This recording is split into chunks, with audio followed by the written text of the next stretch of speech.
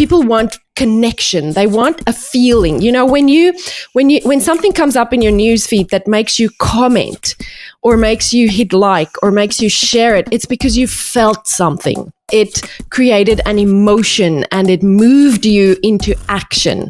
And that is quantifiable by an algorithm, which is a computer system. The algorithm interprets success as engagement.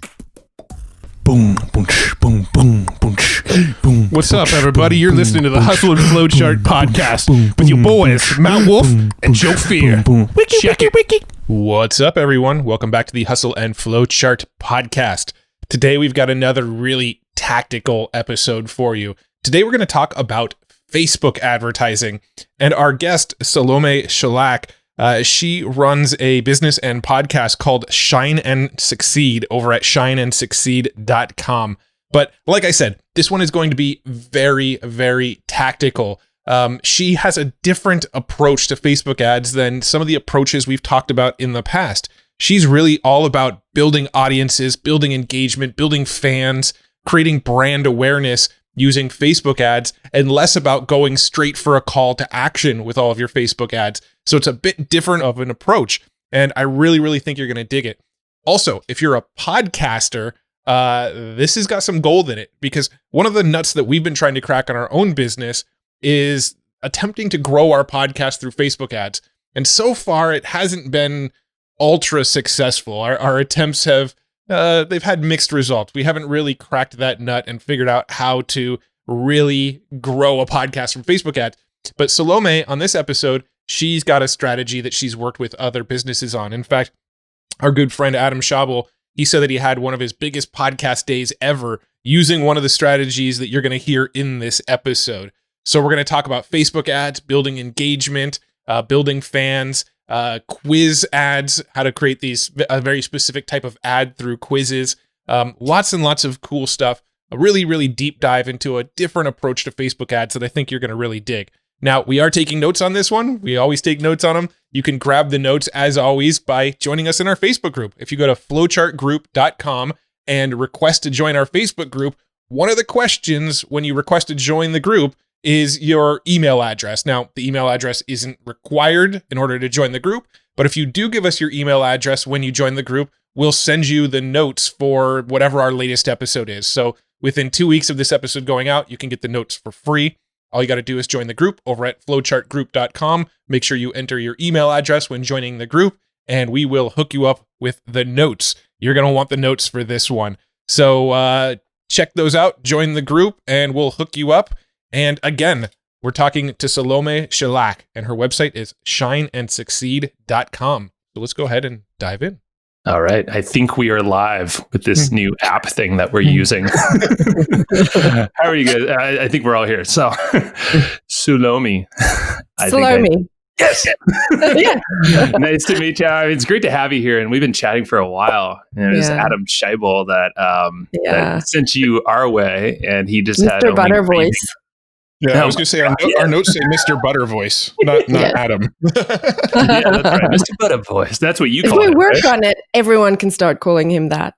It really does. We need to. I don't think we've had him on the show yet, but we'll have to. That is definitely how we'll refer to him when we have him. Yes. Start a thing, and he'll always remember it was me who started it. There you go. I love it. We can do that. But yeah, we got connected, and he was raving about the strategies with paid traffic and engagement, of course, which is probably the biggest key is you want engaging people after you send some paid traffic invest. But then he has a podcast, and you've really helped him grow that through your strategies. And I think that's what really we're like, aha, ding, that's a great idea. We would love that. And I know a lot of listeners as well. But yeah, I guess walk us. You have an interesting background. So you're from South Africa, like you were saying. You run a company in Australia, and it's women run across the board, I believe, right? And everyone's an immigrant. My team, yes, we tick all the boxes. We tick all the boxes. Diversity, we can do better on diversity. I'll tell you that. We're working on it. But so I'm Salome Schillack. I live in beautiful Brisbane, Brisbane in Australia with my husband and my 2 wonderful daughters. But I am originally from South Africa, grew up, lived there until I was about 23. Then I moved to the UK. Lived there for a while and then came back to South Africa. And then my boyfriend at the time said he wants to look for a job overseas. Within a month, had a job in Australia. And within 3 months, we were down here and married and setting up a whole new life in Australia. And the funny thing is, and then when I started my business, I started working with Americans. So now I work with Americans all day long. I have a team across Australia, the Philippines, and the US and Canada, all women running Facebook ads for online course creators and the hosts of membership sites. So that's our jam. Cool. That's what we do all day. Nice. Yeah.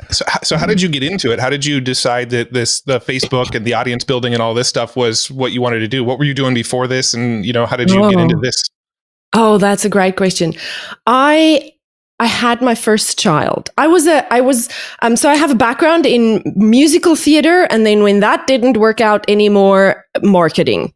And then when we moved to Australia, I was looking for a marketing job, but I was living in Perth, which is on the west side of Australia, the most isolated city in the world. There's literally desert and ocean between that and anything else. And I thought, well, I'll just get another marketing job, not realizing that all the marketing companies are all based in Sydney, and I'm not going to get a marketing job in Perth. So I ended up, I had pharmaceutical marketing experience. So I ended up working as a pharmaceutical rep, which is a great job. And I loved it. And it kind of checked all the entrepreneur boxes for me that I had inside that I hadn't yet recognized as entrepreneur boxes. The I need freedom to do my own thing, the don't look over my shoulder and tell me what to do, the kind of rebellious, the just give me my little business and I'll make it work, kind of those boxes. And that worked great until I had a child. And part of being a pharmaceutical rep, especially in Australia, is you got to get on airplanes and go places. And I will never, ever forget the day I dropped she was about 10 months old, maybe a little bit older at that stage. But I dropped her off at daycare and it was Mother's Day. It was the day before Mother's Day, and all the other mummies came for morning tea. But I had to get on an airplane to go and talk to doctors in a rural town. And the reason I had to get on that plane that day was because some dude in an office in Sydney had a spreadsheet that said, based on the number of sales that my territory brings in, I have to spend certain number of days in these certain areas, and they had to be those days. And I just had this moment where I went, no dude with a spreadsheet will ever tell me again where I have to be, when I have to be there. That was a defining moment for me. That was a moment I got in my car and I bawled my eyes out. And it was an absolute defining moment for me in terms of going, working full time for a boss is not going to work for me. I am not going to be happy doing this with children. But I kind of felt like it's door number 1 is work full time. Door number 2 is stay at home full time. And that didn't work very well for me either, because a lot of women have said they feel very relieved when they hear me say, I would rather stick a fork in my eye than watch my children jump on the trampoline. I am just not. You've been there. Yeah. Yeah. And I hear my wife say that too. Yeah. But the thing is, women don't talk about that because you're supposed to enjoy watching them do mundane stuff. And you're supposed to enjoy feeding, cleaning, pooping, cleaning, feeding. You're supposed to enjoy that. And I'm not that mother. I need creative outlet. I need to conquer something. That's what, I have a drive to achieve something, and just the feeding and all the mundane stuff just didn't really do it for me. I'm enjoying my kids a lot more now that they're older and I can have conversations with them. So then I started, I thought coaching is the way to go, because I kind of looked at my skills and I was like, oh, geez, I can't sell anything. I don't know. Well, what am I going to start a business on? So, of course, the logical answer is life coaching. I'm going to go and do life coaching. So I enrolled in a life coaching course that ended up costing me $30,000. and tried to be a life coach. And then I heard the riches is in the niches. So I decided, well, I have a background in sales. So I niched down as a sales coach, and I couldn't sell my services. I was the sales coach who couldn't sell my own services. I'm sure people will associate with that. That's kind of a good. Yeah, I'm like, that's a good metaphor, association that a lot of people probably have experienced. Either themselves directly, or they hired someone like that. Or they hired someone. Wait, hold on. Yeah, exactly. Yeah. So it was hard for me. And it's the first 2-3 years of being an entrepreneur. There's so much unlearning that has to happen, and so much internal work that has to happen. And so failing for a few years did me really well. It did me as a human. It turned me into a better human. But at the end of about 2 years of that, I was $40,000 in debt. And my husband was turning gray really fast. And we talked about it, and I decided to go back to my day job. And that was, at that point, I had already launched an online course because I realized that sales coaching wasn't for me. I realized coaching wasn't for me.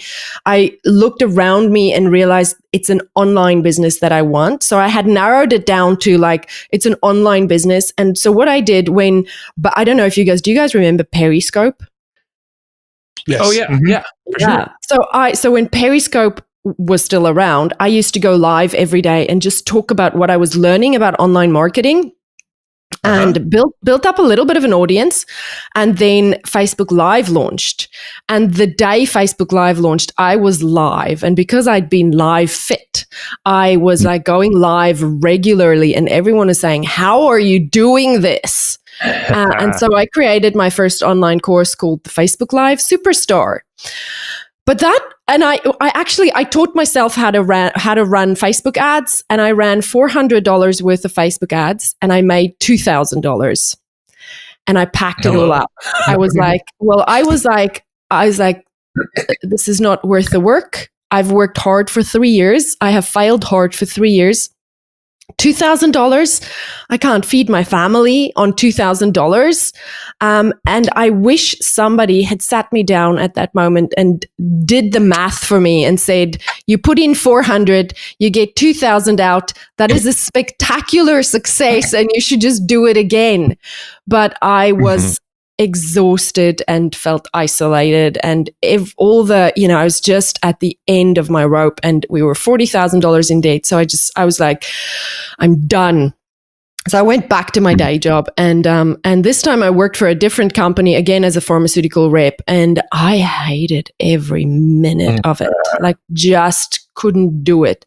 But the amazing thing is I got to spend 6 hours in my car every day listening to online marketing training every single day. And I had my little phone up on the dash, mounted on the dash, and I went through every training on the planet. I made a deal with my husband, actually. I said to him, I will go back to my job if I can take $1,000 of my salary and use that for education. And he said, okay, you can do that. So I had $1,000 a month budget for education and 6 hours a day. So that job that I hated ended up being the best gift ever. And that is the coolest. Yeah, that's the coolest way to leverage a job, especially even if for someone listening that might be listening to this right now, maybe not driving to work, but moving to their bedroom for work or something after lockdown. But you're leveraging that time and you're motivating yourself. And I guess you have that budget. You actually have this allocated amount of money that you can apply to that thing. Super smart. I think for me at the time, I felt if I'm going to go back to my job so that we can pay off this debt, I need to be able to work towards getting out of it again. And I need to be able to not feel trapped. And I knew that taking a part of the salary that I got from my job and allocating it to this thing that I didn't even know what this thing was. I just knew there was freedom on the other end of this online thing. I don't know what it was. I didn't know what it was going to be. There was freedom at the end of this thing, and it required time, and it required money, and it required my energy. And I can put in all three of those things while I'm checking boxes for someone else and while I'm doing my job. And I will tell you, I sucked at my job that year. I was the most unengaged. My poor boss, I sucked at it. But I showed up and I checked the boxes, and it was about 10 months into it. I got on an airplane from Perth to San Diego. It's a 30-hour round trip. Yes. 30 hours. And I went to an online marketing conference that was amazing. And for the first time, I sat in a room with people there who were just like me and who had the same dreams as me and the same struggles as me.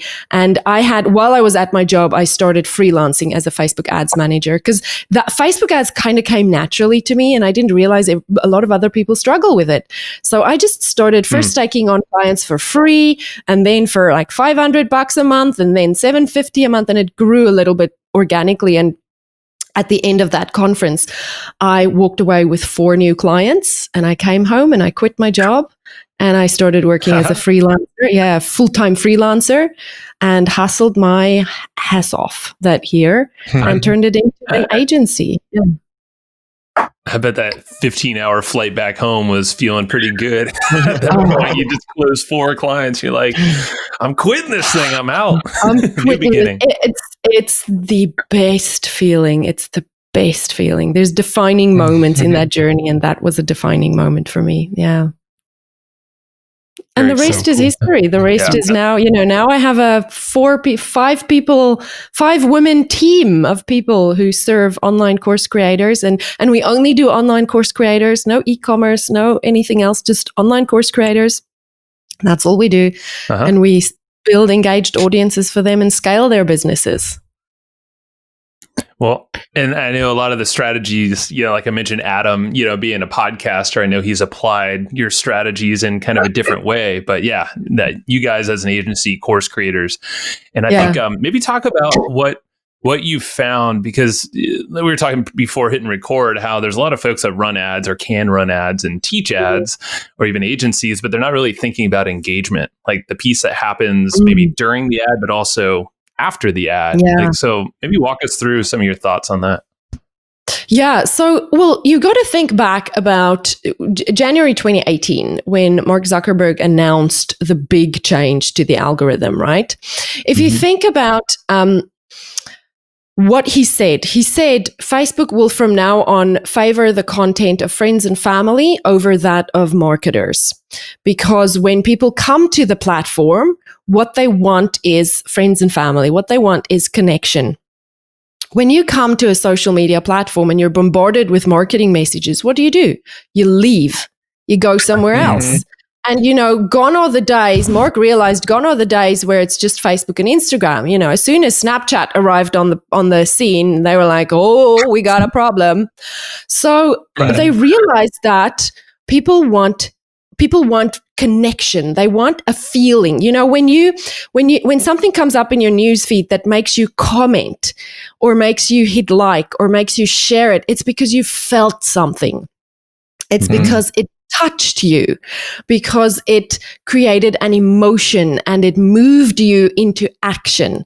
And that is quantifiable or measurable by an algorithm, which is a computer system, through engagement. That is what the algorithm interprets success as engagement, So what Mark really was saying is we want engaging content on the platform, because that keeps people there. It brings people back.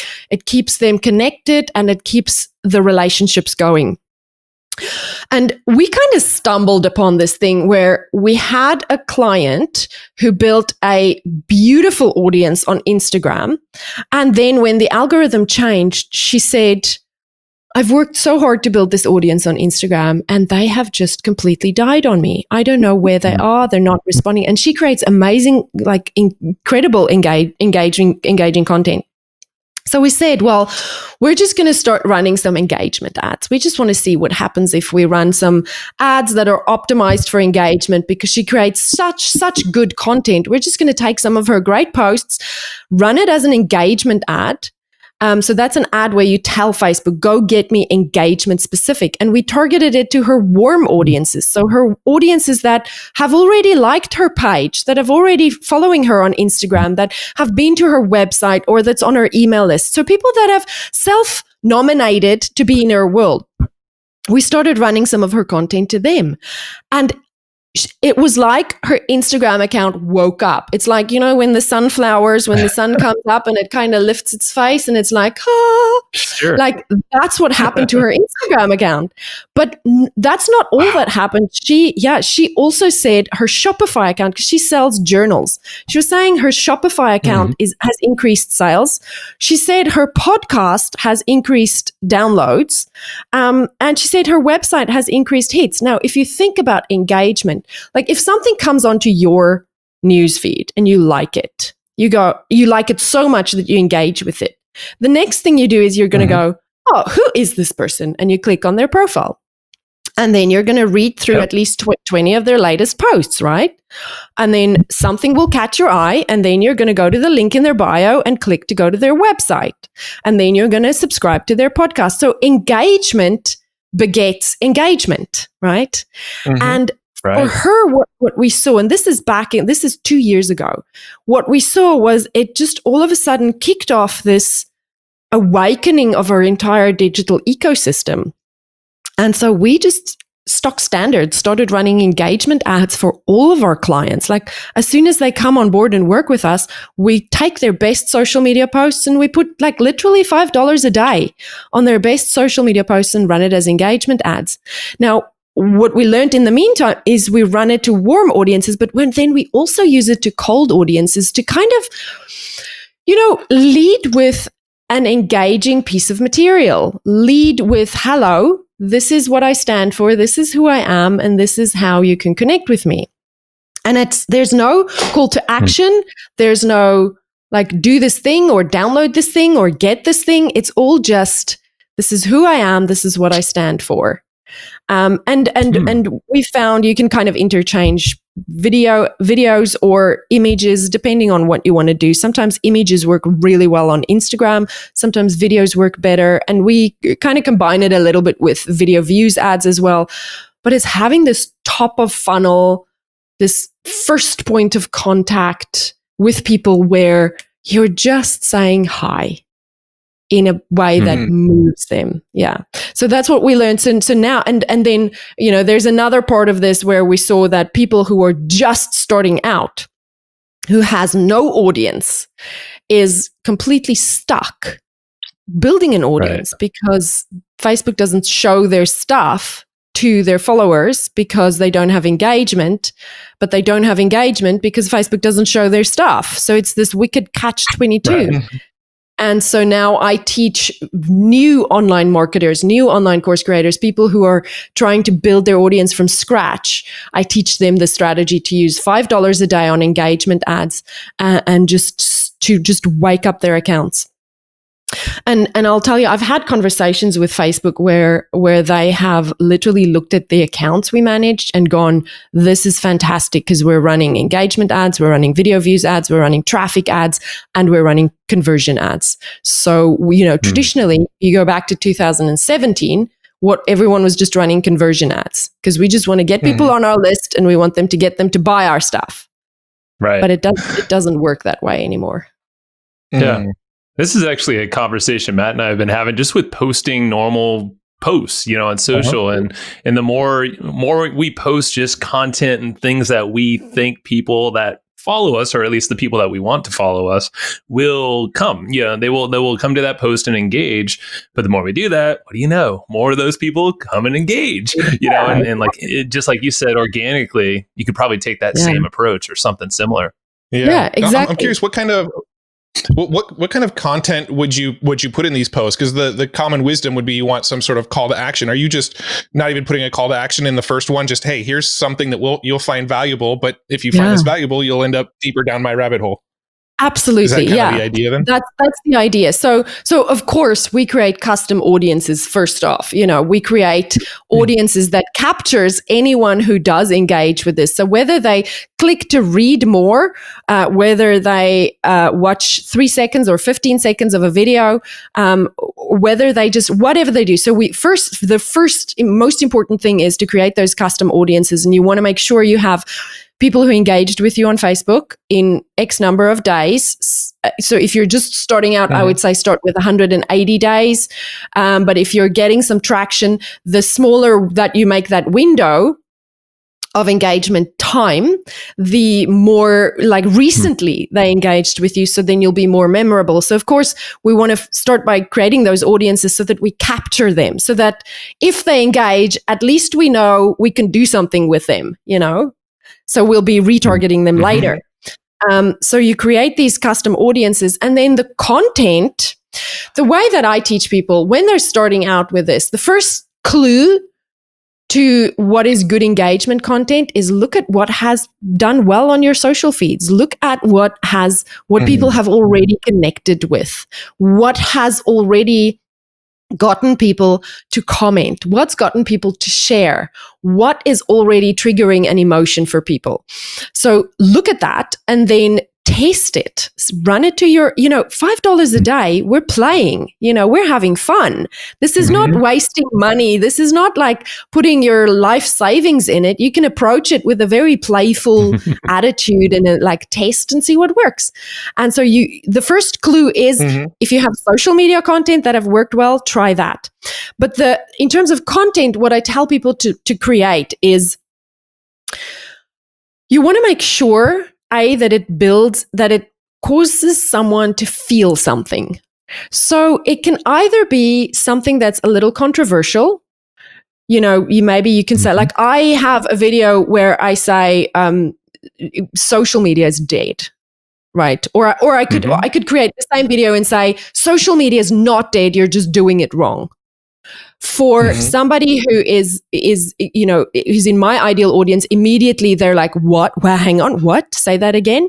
And then I can talk about this a little bit of you just need engagement, and that's why your social media is dead. And so in that piece of content, you need to pull them in. You need to make them feel something, and then what I always say is you have to show them that you're their person. Show them that either you get their pain or you understand their desires, and you can build authority just through that. But it's kind of like you've got to think of it as Adam calls it the how you doing strategy. It's like Joey from the show Friends walking in and saying, how you doing? It's how you doing? It's the piece of content that connects with them. So you don't need to be overly pushy. You don't need to have any call to action. All you want them to do is to go, yes, you're my person. You feel me. Yeah. You understand me. I want to like this. I want to comment on this. And that's all you need. And now they're in a custom audience. Now you're going to retarget them with your list building ad or your podcast ad or your something ad. Yeah. So is the measure of success on these ads when you're looking in the dashboard on Facebook, are you just looking at comments, likes, engagement? That's pretty much the metric you're testing to see if that $5 is $5 well spent, because obviously you're probably testing different things. You're looking on your Facebook page and going, okay, that worked. Let's run this as an ad. And you might test a few different things. So to pick the winner, the metrics you're looking at are which ones are getting the likes and comments and that sort of thing. Yeah, exactly. Now I want to say there's a couple of different reasons why we keep these ads running. The one is when you look at your ad and you're getting shares, that then you're in the pound seat. That's the best. You're getting comments, perfect, ideal, you love it. You're getting likes, okay, that's good. But you might look at your ad account and see that you're getting no comments, no likes, no shares, but you're still just paying a cent for an engagement. And that ad can be worth keeping purely for what it is feeding into your ad account quality. Because our ad accounts, Facebook will never admit to this, but I am telling you this because I see it. And I have spoken to some other people who run agencies and they say the same thing. But Facebook ranks our accounts. Oh, yeah. And we've heard that from some others on the show here too. Yeah. They will never admit it, but they do. And actually, I should say some people who work there has admitted it to me, but there's like hush hush, don't let the Facebook secrets out. Your account is ranked and given a quality score based on things like engagement. So even if you have an ad that is not getting comments or shares or likes, but it's getting you about a cent, you're paying about a cent per engagement, but that engagement isn't visible, I tell my students to just keep it.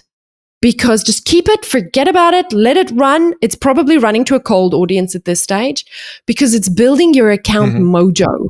And that mojo in the long run brings down your conversion costs. So this client that I told you about. So you're investing on the front end. Yes. You're buying favor with Facebook. That's what you're buying, literally. But you're also, you're also leading into your custom audiences because people are engaging with it. So you could potentially end up having an ad that's just running low and slow in the background, that's just building your account mojo, that's not necessarily getting any visible engagement, but it's getting engagement, so it's building up the mojo, which is good. And then you may want to play with other pieces of content where you are actively seeking comments, where you are actively seeking actual engagement with people. And I'd probably run those more to my warm audiences because people who are already in your world, like you want to build relationship with them. You want to create deeper connections with them. So you want to put something useful in front of them. You want to put something funny in front of them. You want to put your best piece of content in front of them, and you want them to engage. So those are the two different goals that we have with this. And we saw this client that I told you about that we kind of stumbled upon this. When she started working with me, she sells a low dollar offer, $240 online course. And she said to me, I have to get leads under $2, otherwise it doesn't make sense to do this. And we worked and we got them under $2. And then we started this engagement strategy. And over a year later, she was paying 30 cents, between 30 cents and 80 cents. Continuously under $1 for a lead. She's the only person whose ad cost came down in 2018. Everyone else's went up. So we were like, we're onto something here. So that account quality and that mojo that you build up, it rewards you in the long term by bringing down your conversion costs. This is so cool.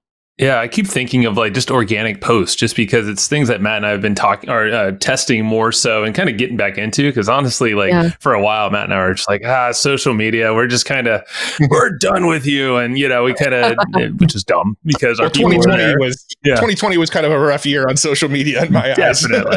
It's interesting because like you said, you feed the system with good content, the right people show up and they're going to, like, comment and all that stuff. But it's interesting because like when you're posting something on Facebook organically, you're not going to put a call to action on there typically every single time like someone would with an ad.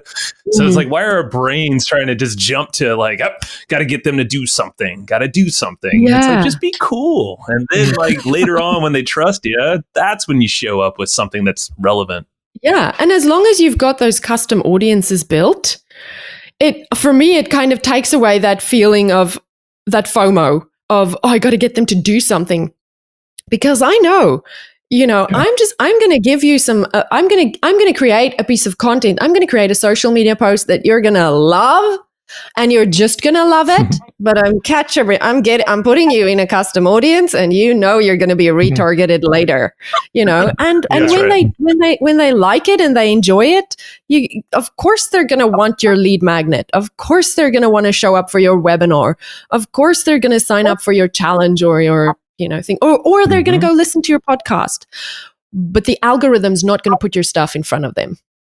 Mm-hmm. Yeah, we had a guy named Kurt Molly on the show a couple times. Yeah, I love him. And he talks about that middle of funnel, that warm audience is almost like, see it almost as like another mailing list, right? You're building this audience of people. Once they engage with these cold audiences and now they know who you are, you have an audience that you can put offers in front of, just like you would a mailing list. So if you're going to go promote a product, you mail your list, but you also put it right in front of that warm audience that you've been cultivating of people who have interacted with your cold ads. Yes, so exactly. I love that concept. Yeah. So Kurt's strategy is kind of a tactic that uses the exact same principles of what I'm talking about. It's the, lead with value, build the relationship, and, give them something that is of value to them, and then bring them in and then convert them. Yeah. Well, I want to try to translate this over to podcasting a little bit. So I was talking to Adam. This is probably about a week ago, and he made a comment to me about how he ran a Facebook ad that got him his biggest podcast download day that he's ever had. And so I said, "Hey, that ad that you mentioned, you mind breaking it down for me?" He's like, "I don't need to. You're talking to Salome in a couple of days. She'll break it down for you." And I was like, "All right then." So can we go there? And I don't know if you're familiar with the ad that Adam ran or not, but I want to hear kind of the philosophy or idea behind it. Sure. So, I told Adam to do one of two things, and I'm not sure which one he did. So I'll just share both of them with you. Awesome. So the strategy that I'm using to build my podcast that is also resulting in better downloads for me, I can like the 3 episodes that I'm running ads to are the best episodes, and they continue to be the best episodes. And they're just, it's beautiful because it's magically bringing me listeners. I love it. So what we do is we create, how you create your show notes page. It's a page that's on your website. So you have to have a page on your website with your pixel on. And what I do is you have right at the top, you'll have the name of the podcast, of course, and maybe a benefit of why people should listen. Because remember, you got to pull them in immediately. You got to give them a reason to listen straight off the bat. And then we have the little link to the audio where they can listen. So they can listen right there after clicking. Because imagine you're standing in line in the bank, or you're sitting on the couch, scrolling through. We got to make it easy for them. We don't want them to go and subscribe and do this and do that and do the other thing. Click, listen, easy. So you've got the little listening button. You guys will know what the technical term is for that little thingamajiggy with the listening button. Player. And the player. There's the we don't have a technical term for it. It's above my pay grade. And then right below that, you have a subscribe button, right? So those who, even if they just listen, maybe they listen just for a few seconds, and then they're going to click subscribe, and they're going to be taken to your Apple or your wherever you host your podcast. And then below that, we have a list of, like you would have show notes. Again, here's the amazing thing that you'll learn at this timestamp. Here's the other amazing thing you learn at this timestamp. And here's the other amazing things you learn at this timestamp. So we have that there. And then another subscribe here. And then you might have the transcription if you want, or, something else. And then you might also on that page have a opportunity for them to join your email lists. You give them some kind of a free lead magnet that is related to the podcast episode, because they clicked because they're interested in the podcast content. So make it related. It's not just your stock standard thing. It's something that's related to that. So that's kind of how we build the page. And then we run traffic landing page view ads to this. So then you would create an ad, and you would, in the copy of the ad, you explain the benefits of listening to the podcast episode, and it's a click here to listen now, and they click and they go to this landing page where they can immediately listen, where they can subscribe, and where they get captured into a custom audience of people who have been there. And so you can, you can create retargeting ads for people who went to that page but didn't opt in for your free thing, and you retarget them with your free thing. So they're in your ecosystem as soon as they've clicked there. And miraculously, what we've seen is it grows the listenership on those episodes. And don't ask me how, because we can't directly, Facebook doesn't directly tell us how many people have subscribed to the podcast as a result of this. The only stat we have in Facebook is how many people clicked to go to the landing page.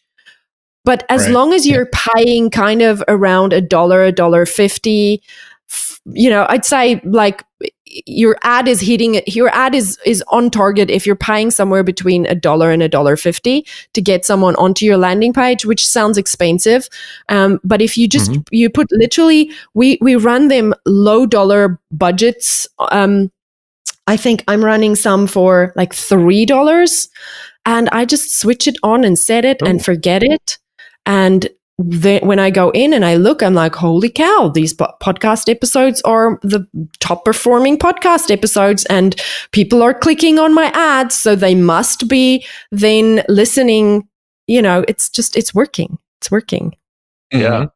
So you said those are ads in Facebook that are traffic landing page type ads then? Yes. So you optimize for traffic, and then at ad set level where you choose the type of traffic, you get to choose between clicks or landing page views. You choose landing page views because you want people to not just click, you want them to go to the page. You actually want them to listen, or read about it. And then make sure that you set up that custom audience of people who did click to that landing page, because that's going to be another useful audience for you to retarget with your lead magnet, or with a second episode of your podcast, or with a video, or with a something. Because now if you're being strategic about how you build, I talk about the golden thread, like if you take them on a purposeful journey where your messaging starts with value, some kind of, maybe you have an engagement ad that touches on the topic of your podcast. Everyone who engages with that then gets sent the podcast episode ad, and then they get sent a lead magnet. By the time they move down your funnel, by the time they're on your email list or get to your evergreen low dollar offer, like they're ready to buy. Wow. This is super cool. Is there a way, do you have a process of selecting which podcast you promote, which podcast episode, or is it just kind of at random? I just choose the best ones. I choose the ones that, that my audience have already indicated to me is valuable to them. I also kind of like a social post then, in a way. Yeah, but I would also be strategic about what phase of your launch are you in. So when we launch online courses, there's the pre-launch runway phase where you're kind of 3 months out from launching your course, and your messaging starts, fine tuning. So when I'm launching a course about list building or audience building, my podcast episode starts aligning with audience building and list building. The lead magnet I'm running is related to audience building or list building. But when I'm launching a course about launching, then the content switches a little bit. The conversation switches a little bit. So it may depend on which of your funnels you are purposefully trying to build at that time. You're purposefully trying to warm people up and bring them in at the top, so that once you say, well, my masterclass is now open, go grab your seat, you have a nice, big, warm audience of people who have listened to the podcast episodes, maybe multiple podcast episodes related to that piece of, that problem that you solve. And they've watched your engagement videos, and they've engaged with you on Facebook, and they've joined you live, and they, it's just, you want to build that conversation. So be purposefully with something you're going to sell in mind, because we can build audiences all day, but if we don't, you got to start with the end in mind, and the end is you're going to pay me for my knowledge. Yeah. No, it's perfect. That's great, and I'm happy you said that because it's easy to then figure out. Okay, well, like we have an affiliate marketing tool stack episode that was very popular, but we also have a lead opt-in that's custom to that. That basically gives it away for free, and then that triggers all sorts of fun stuff afterwards. So all sorts of fun stuff. So you reverse engineer that, and create then run the podcast episode, and then create some engagement content for that, and you've built a funnel. Yeah, I mean, just kind of putting all this together, like you could kind of combine the strategies you're talking about here too, where you maybe pull like a 5-minute clip from a podcast episode that's really a good takeaway from that episode, run that to a cold audience, make it a pure engagement ad. Then when people trickle down from that engagement ad, that's where you're doing these landing page optimizations over to your show notes. So if somebody just watched, a clip from this episode right here that we're doing right now, and it's a 5-minute clip that they really like, well, anybody who watched past, let's say 25%, now we're linking them over to where they can go and click and listen to the full episode on our show notes page. Yeah. And you can even grab a quote. Yeah, you grab a quote from this, you stick it on an image, you run that as an engagement post, and then you run the video as a video views ad. Now you're getting both those optimizations. You're getting engagement and you're getting video views. You have a video views custom audience, so anyone who watches the video is getting captured. You have an engagement audience. Anyone who engages is getting captured. Then you retarget them with the podcast, and you have purposefully put that podcast in front of people who've already self-selected that this is something, they've already raised their hand and said, I'm interested in this. I like this. I want more of this. Yeah, absolutely. I love it. And Facebook just recently lifted the restrictions on text and images too. So you can actually run ads to quotes now because Facebook isn't saying only 20% can be text anymore. That's an old rule now. Yeah. Finally, they lifted it. It's funny because they've lifted it before and then they brought it back. So we'll see what they do. Well, it's perfect for all of us making a bunch of audiograms with our podcasts, either animated videos or just a freaking image that's just a quote from the episode. I mean, we have tons of that. Okay. Yeah. Wow. Yeah. So I've one last little thing that I think would be kind of cool to touch on. I have a note here on growing your list through quiz ads. Can you speak into what a quiz ad is for a second? Yes. So quizzes, I don't know if you guys have noticed, but quizzes are all the rage at the moment. Everyone's doing what's your bleep personality type, or, what's your... those sorts of quizzes. So as lead magnets, I think it's kind of the Ryan Levesque ask method quiz that, like, he kind of kicked off this trend to create quizzes. And to segment your audience using quizzes, which is really super smart.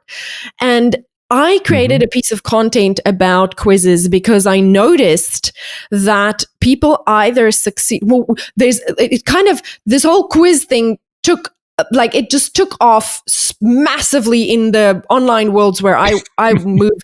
And the reason it did is because some people are just cleaning up with quizzes. It is just doing so well for them. Yep. And then other people are like, it's just tanking completely. So it kind of is this thing where you're either going to massively succeed or massively tank. So I've created a piece of content to teach people the ad side of that and why sometimes it tanks and sometimes it works. And what it comes down to is, there's a few things, but the first thing is you have to have a niche where people are already wondering about the thing that you're quizzing them on. It has to be a question they're already grappling with. So, for example, a business coach who creates a quiz, what's your best business model? Tanks. Because nobody goes to bed thinking, what is my best business model? I want to think of a few examples of ones where I've seen it tank. Anything where you're just driving people. I've seen what's your best Facebook ads what's your Facebook ads personality? Not something people go to bed with, worrying about. Never even heard of that. Yeah, why would I care? Yes. Yeah. Yes. Or what's your online marketing 80s persona? Not a problem I go to sleep with. Yeah. Marketing superpower. Marketing superpower. I've literally seen that one. Which marketing superhero are you? And it's cute, and it works on social media, but because your people, your tribes, maybe they're going to take it. But if you run ads to it, like nobody's going to click. So where it does work well is where you have a very specific niche and it is a question people are already grappling with. So what I've seen work really well is I worked with someone she teaches people how to uncover their intuition or connect with their intuition. And her quiz is, what is your intuitive type? And she runs it to an audience they are already grappling with this question of what is my intuitive type? Is this intuition thing real? Can I trust it? Is this something that works for, they're already grappling with what is this thing that I'm feeling inside that I think is something. And then she says, what is your intuitive type? And that works really well. And I'm trying to think of some other examples. I'll think of some other examples where it works really well. But it's usually I've seen a money mindset coach run one where she says, "What is your financial? How did she call it? What is your?" It's almost like a personality type, but she emphasized that we have different ways that we interact with money, and the different type of money personality you have will determine how you spend and how you save and what your money mindset challenges are. Because for some of us it's spending, for others of us it's saving, for we all have different. So she had this, what is your money mindset? It was a personality or something, but that worked really well because her audience is already into money mindset and they already know that, but what I struggle with and what someone else struggles with is not the same. Or that it might be like the way I deal with money is different from how my husband deals with money. And how do we take our two money personalities and blend it so that we stop fighting about money? Yeah. So that worked really well. But the challenge with challenge ads is this: when you're running them, because normally when we're running lead magnet ads, right? We have a landing page that we send people to, and we have a thank you page, and the ad goes to the landing page. They opt in, they land on the thank you page. A conversion occurred. Super straightforward, easy. There's one step, and then they convert. With a quiz, you're running an ad to a landing page. People come to the landing page and then they decide to take the quiz. And then they go to quiz page 1. And then they go to quiz page 2. And then they go to quiz page 4 and 5 and 6 and 7 and wherever. And then they get to the final page where it says, awesome, to get your results, opt in for this thing. And then they need to give you their email address. And then they're a conversion. Then they are a conversion. So a mistake that a lot of people make is they set the ads up the way they would set up a lead magnet, where they set the conversion on the first page. And that is not, in fact, a conversion. A conversion is multiple pages deep. So you've got to set that conversion for when they've given you their email address. And now you've got to make sure that your marketing is good enough that people are clicking to the landing page and then going down this rabbit hole of the quiz. And then you give them enough incentive to give you their email address. And you also have to put enough budget on this ad. So I always say, when you're running quiz ads, starts with $50 a day. That's, for someone who's just starting out, $50 a day can be high for a lead magnet.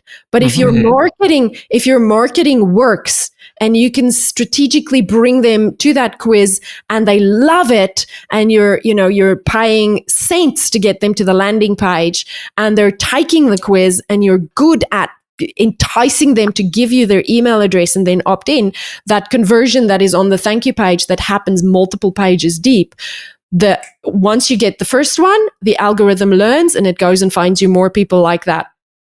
And it brings them in. And then you get the second one and the algorithm learns and it will bring you more. And if you start with $50 a day, you should get enough conversions. You should get at least $50 a day. You should get at least 30 conversions in those first per day, in those first 3 days. If you're getting 30 conversions in those first 3 days per day, then the algorithm will be able to optimize. And then if you have enough conversions, you should be able to bring that budget down a little bit.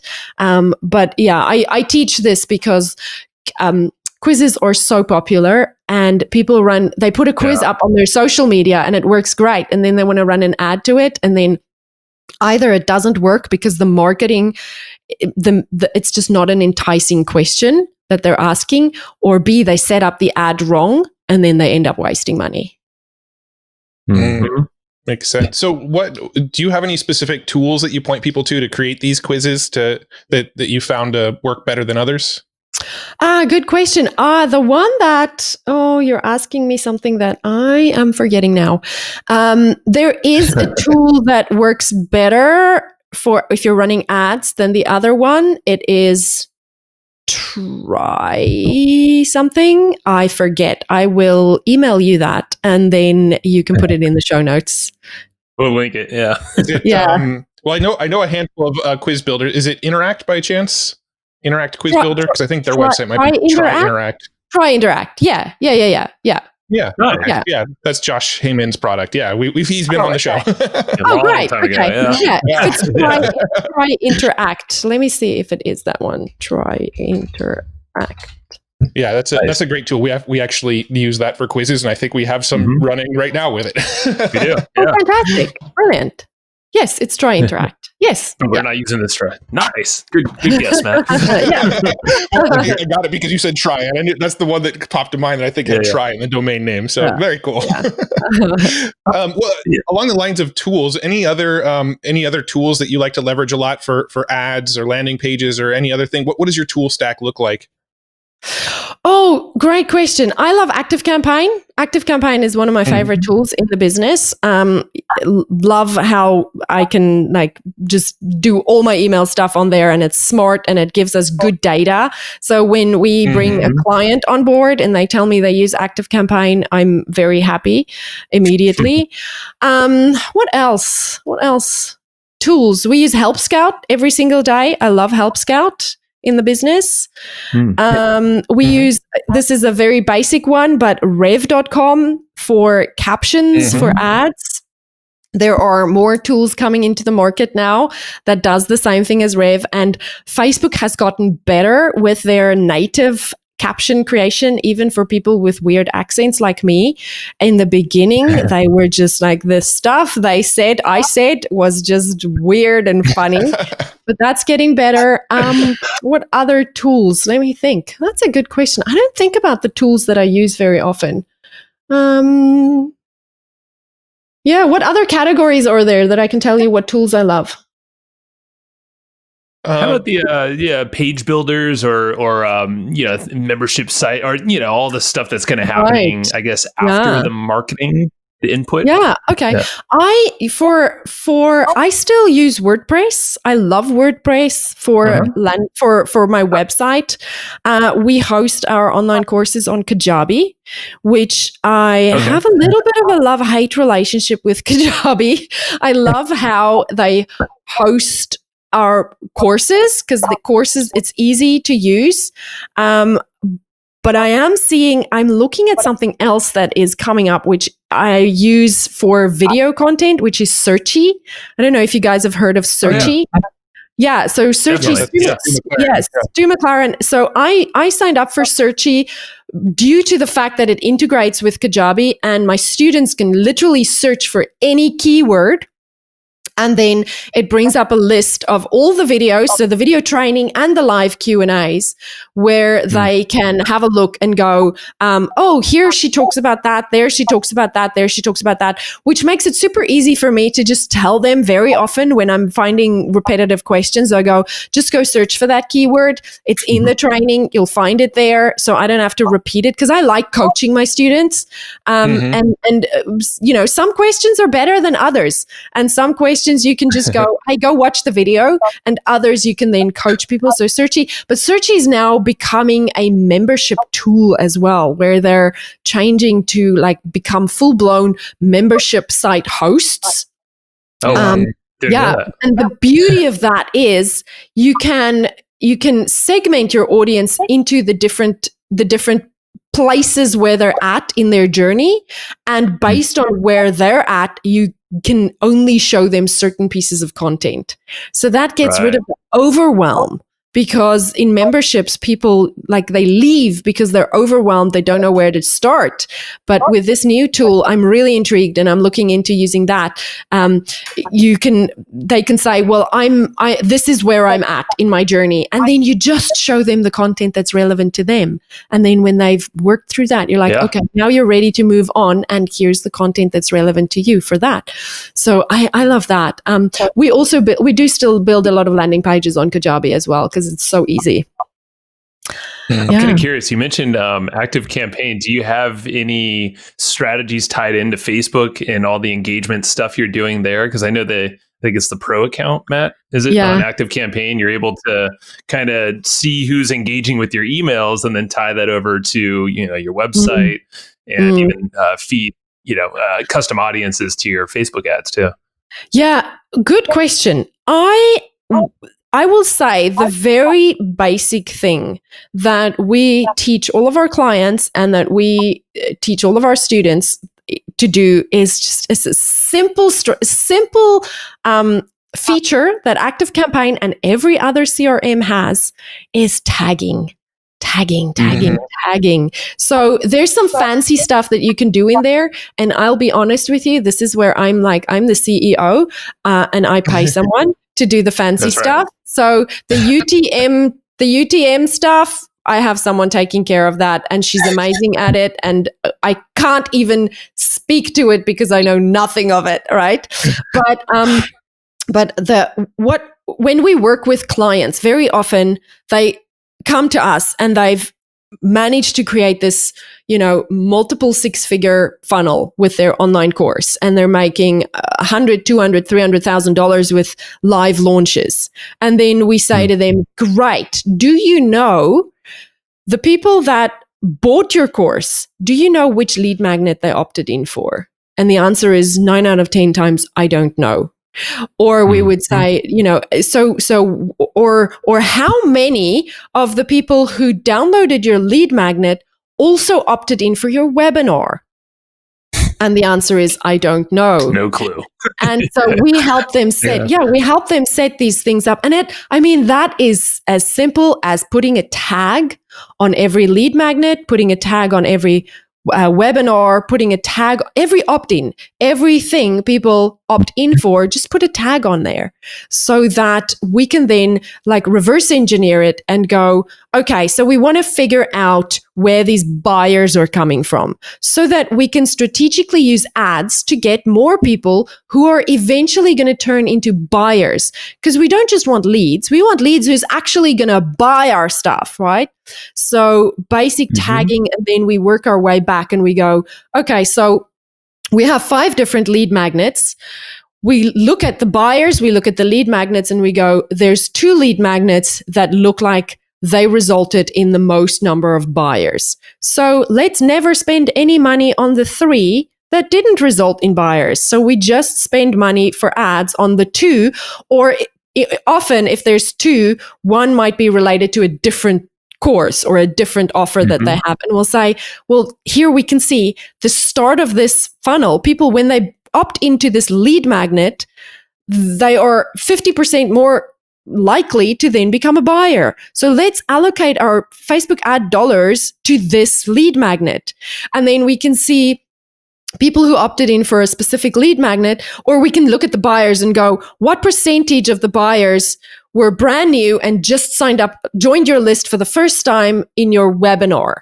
And what percentage of them, of the people who joined the webinar, were already on your list? And we can strategize around that and go, well, okay, what we can see is they have to be on your email list in order to sign up for your webinar, in order to become a sale. And that tells us we can't evergreen this program yet because people need that nurturing. They need the time. They need to be in your world.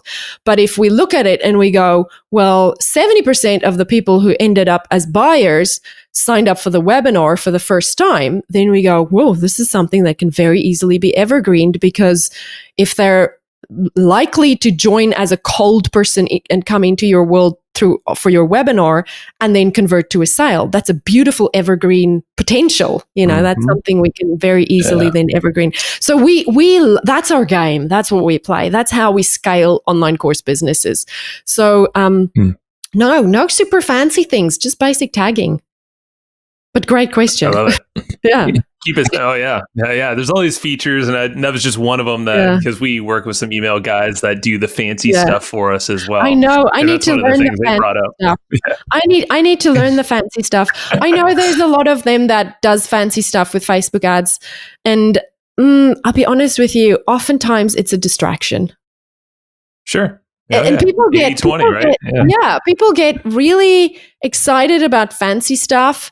And I just go, let's just get the basics right first. Let's just get let's make sure your marketing, your market message match is there. Let's make sure we're tracking how people are converting. Let's make sure we're doing the basic stuff and then look at the fancy stuff. But I am curious about the fancy email stuff because email rates are down, man. It's down. The email open rates. It's terrible.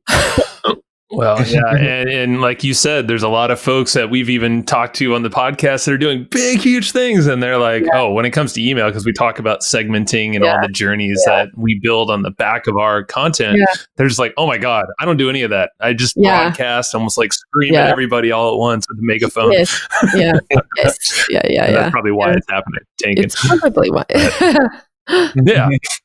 Well, there's a lot here, Matt. Is there anything else you want to touch on? We covered a lot of ground. I think I'm sure we can probably cover another hour worth of amazing stuff, but we might have to save that for a future round 2 or something. For sure. Well, tell us about, I know you have a program that's, I think by the time this went live is live now and active, but tell folks how they can go find you and join some of your courses and trainings that you have out there. Well, they can just go to shineandsucceed.com. That is my website, shineandsucceed.com. It's a lot easier to spell than Salome Schillack. So Shine and Succeed. And then on the website there's some free resources for you there if you're interested in building engaged audiences. And there's a link there if you're looking for an agency to run your ads for you as well. In your podcast? That's on there, I'm sure, too. On the podcast. Okay. That's the other big thing that's on there. Yes. So lots of free stuff. The podcast. Can't forget the podcast. The podcast is called The Shine Show. And I talk about a lot about online marketing and Facebook ads there. Well, I think this is amazing. And thank you for sharing the podcast growth strategies specifically for us, because we're selfish and we're going to totally send that to our team and actually implement that. And we'll let you know some case studies after we get some results. I would love to see it. You can go and look at the ads I'm running for my podcast and just do that. That's even a better idea. Well, thank you so very much, and we'll definitely tell you how it all goes and share this like crazy, because I can't wait. I can't wait. Other people need to know. It's very exciting. Thank you so much. You guys are awesome. Oh boy. So we got a lot to marinate on. Yeah. Well, a little behind the scenes on this one before we get into the marination. Joe and I are sort of back in mega lockdown again, so we're not in the same place recording. If you remember back in the very, very, very beginning of lockdown, back at April, we were recording in separate locations, and when we finally got a little leeway, we started getting back together and recording in person. But now we're in full lockdown mode again. Yes, we've always been, I feel like, kind of like bubble boys. Well, I think everyone has kind of been thinking that way at least. But yeah, now it's like we're in San Diego and total bubble boy, at least at the time of this recording. Ideally, when it goes out, we're not as bubbly.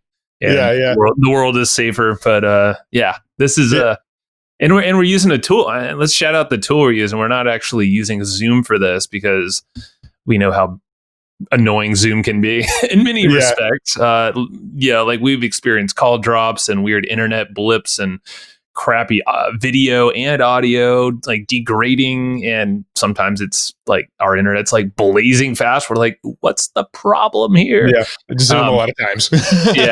So we're using Riverside.fm. Riverside.fm. That's right. Yeah. And it's really cool because what it's basically doing is it's recording my video and my audio locally on my computer. It's recording Joe's video and audio locally on his. And then our guest, in today's case, Salome's video and audio on her end. And then it just basically throws it all into Dropbox for us. So everybody's audio is recorded on their end. So even if we do have internet connection issues or bandwidth issues or app issues or any of that kind of stuff, it recorded the audio on their end. And ideally, this should be some of the best audio quality we've had to date. So theoretically, we haven't heard it yet. We're still recording this stuff, so we don't know what it's going to sound like, but we're assuming it sounds better than normal, hopefully. Yeah. And so if you're a podcaster, you're thinking about doing some like just interviews like this, or even just maybe a meeting, I don't know, check out Riverside.fm. We are not sponsored by them at all. They are getting a shout out because it's kind of cool.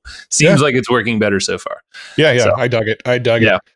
All right. So this episode was packed with exactly what we wanted to learn. We were very blatant about our selfishness. And she knew that going into.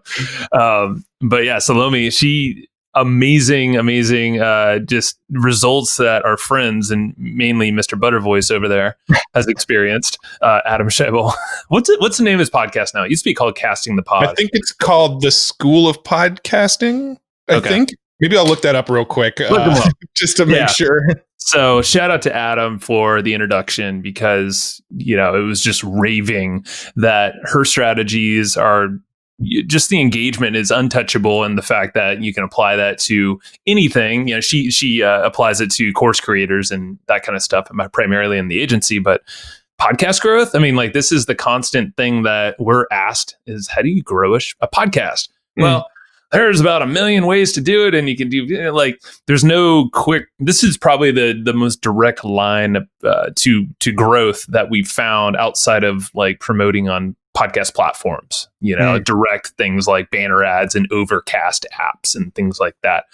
But this strategy, I'm curious to hear your thoughts about it. But just to close this loop real quick, Adam's podcast is called Podcasting Business School. The School of Podcasting is Dave Jackson's show. So I was getting the two mixed up. So this one's his show's Podcasting Business School, and he's the one who introduced us to Salome and got those amazing results from a Facebook ad that he learned from her. So thanks again, Adam. But as far as this episode goes, I was just really putting all the pieces together as she was talking, because she was talking about the top of funnel stuff that we kind of talked about with Kurt, where you're going after the engagement, just get people to engage with you. And then when they engage, then you put them in the middle of funnel.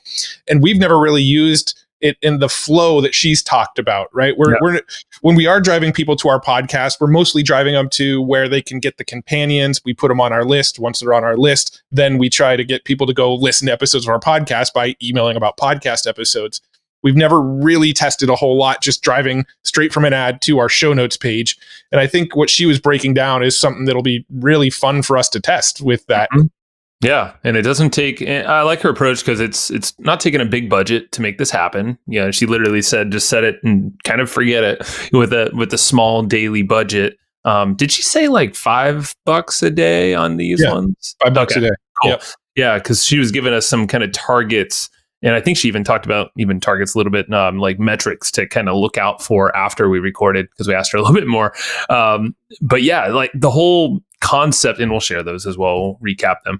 But like the concept of, the engagement, I think that's just really cool, because the fact that you don't need to run ads with a CTA, I think that's the biggest thing that's probably, stopping a lot of engagement, or just trying to be too salesy, too pushy, right from step one with a cold audience. But even to your existing audience, like if they're not warmed up enough, you probably don't need to be running ads that are constantly telling them to do something, go do something. It's like Facebook. Yeah, there's a line. I know I've said it to Matt way too many times now, but in Derek Sivers' new book, your music and people, it's called. There's just an analogy of like, those guys that are sometimes on the street corners just like shouting at people to like listen to their CD. And yes, people still do this. I was at the beach not too long ago and I saw these guys like trying to hawk their rap CDs. I'm like, really? CDs?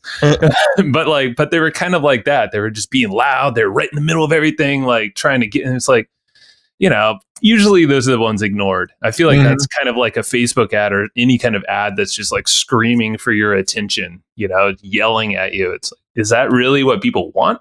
Is that the journey you want to start and like lead people in on?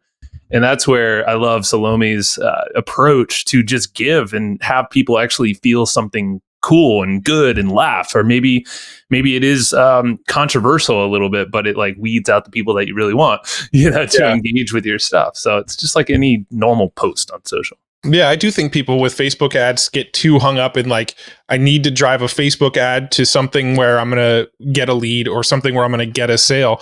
I mean, one of the common things we hear from people over the last 3 years is, man, we see you guys everywhere, right? Like you guys, I'm seeing your ads and and for whatever reason, people always goes, you guys are crushing it right now. You guys are just killing it right now because I'm seeing you everywhere. Well, here's the deal.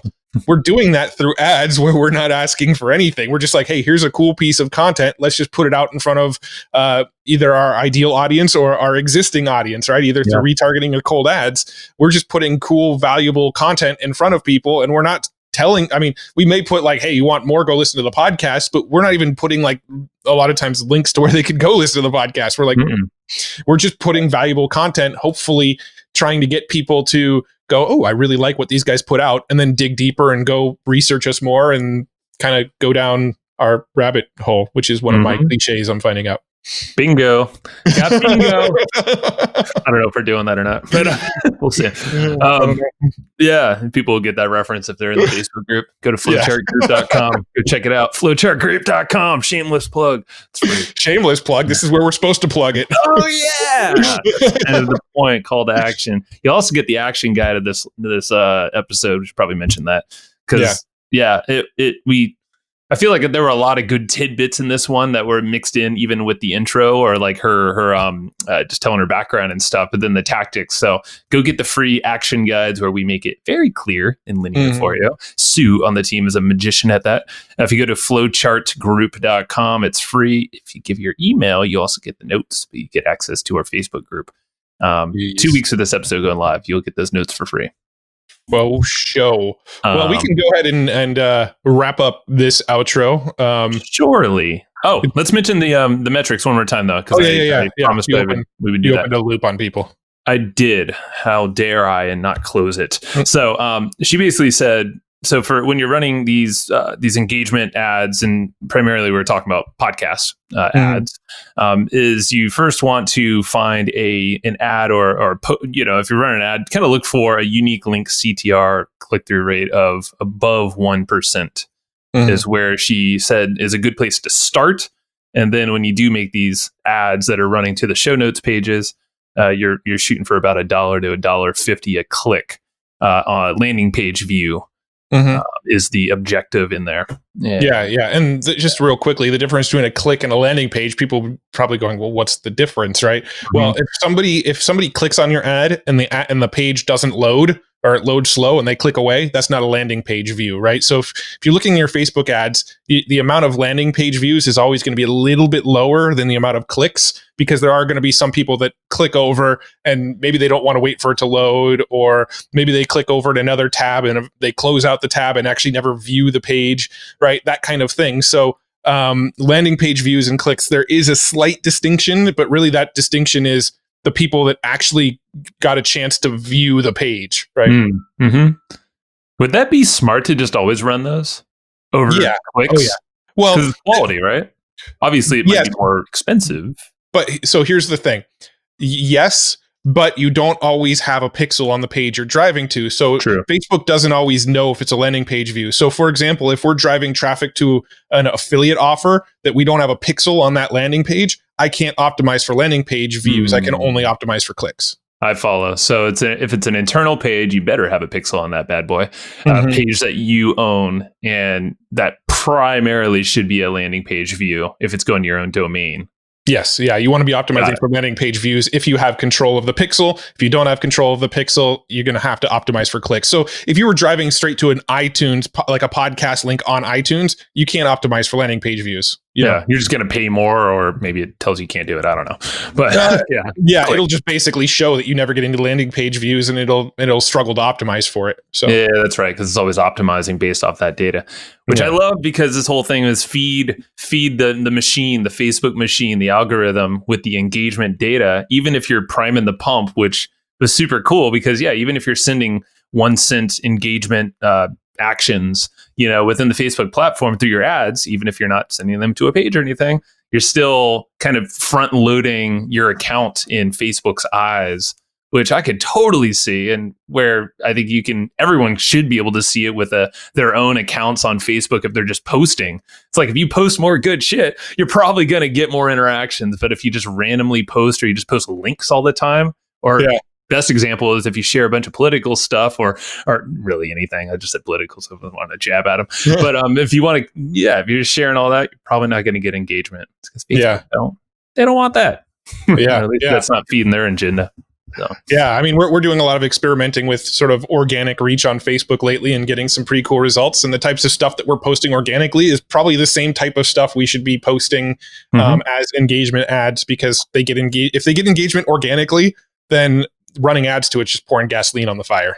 Pretty much. Yeah, it seems like you can test it organically and just mess around there, and then it's like, oh, cool, that would be a great ad. Whoop, bring it over there. Yeah, brilliant. All right, what else we got, Matt? Easy Webinar. Yeah, tell me about it. Everybody should go check out Easy Webinar. So Easy Webinar, this is actually pretty cool. My kids are doing online. Well, they're doing homeschool, but every once in a while they have an online check-in with like a teacher consultant kind of thing. And we've been hearing a lot that people are doing school through Zoom. Well, the other day I walked out into our dining room where our kids were doing their online stuff, and they were using Easy Webinar for the actual class that they were learning on. So that's awesome that Easy Webinar is getting into the schools now, and people are using that instead of Zoom as an alternative of Zoom for actually the school system. How are they using it though? Like, it obviously was not a webinar; it was more of a meeting room, right? I didn't look that close while they were on it, but it was basically like one teacher sort of presenting to a whole bunch of students. But the students had the ability to raise their hand and ask questions and stuff. I just kind of saw it in passing, but it looked very similar to like what you'd expect from like Zoom and the functionality of Zoom. Mm-hmm. Yeah, I remember Casey. So Casey's a buddy of ours, Casey Zeman. He's been on the podcast. So if you want to know more about him, go check out Casey in your app. Back on the podcast. We should. No, because a lot has changed in webinars in general, but also Easy Webinars. So let's just wrap it up as saying, obviously there's more to it than just webinars. You can do like meeting rooms, which is kind of like what we were thinking about. I don't know. It's just lots of uses. So Easy Webinar is, what I'm trying to say is they have a killer deal for you, but also on that page, you'll see all the cool stuff they can do for you. Easy Webinar. So it's not just webinars, all this stuff. That's what I was trying to say. So if you go to easywebinar.com/hustle, that's easywebinar.com/hustle, they are hooking you up with a nice discount, and you'll see it on that page. Go check it out. And if you enjoyed this episode, anybody who has a podcast or trying to build an audience, any of that kind of stuff, share this with them. Let other people know about this info. Don't hoard it. Don't be a hoarder. Okay? Don't be a hoarder. Why would you hoarder information that's in digital form? That's just weird, because it's still... So share the love. There's people out there that need you to share this with them. Right. Yeah, so I'm getting very serious and intense right now. You're looking in the camera, and I don't even know if we're going to use this video, but probably not. He's looking in the camera, y'all, and he's looking at you, Jim or Mary or Sue or Jacob or those are now the people on our team. So You just named all of our team members. Good job. no, not Mary and Jim. And they're not on the team yet. But not yet. We're looking to hire a Mary and a Jim. So if you know a Mary or a Jim, let us know because we're looking to hire one. It's the weirdest thing to say. No, I don't know what I'm talking about anymore. We're delirious. Yeah, it's our only podcast today. All right, so thanks for listening. Go share it around. Go flowchartgroup.com for the notes in the group, and see you next time. Bye-bye. Thanks, everybody, for listening to this episode of the Hustle and Flowchart podcast. Before taking the time to listen, we want to give you something a little bit special. Every single episode that we do, we actually have somebody on our team take notes. We basically have a Cliff's Notes version of every episode where you can go and find all of the tips and tactics that they laid out, all of the resources that they laid out, all the good stuff from this episode. We actually have a nice, simple notes version that you can find on our website. So go to evergreenprofits.com, find this episode that you just listened to, and give us your email address, and we'll send you the notes.